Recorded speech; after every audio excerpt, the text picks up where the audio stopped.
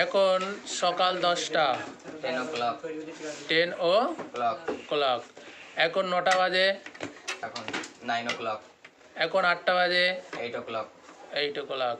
10টায় 15, it's quarter past 10 it's quarter past 10 10।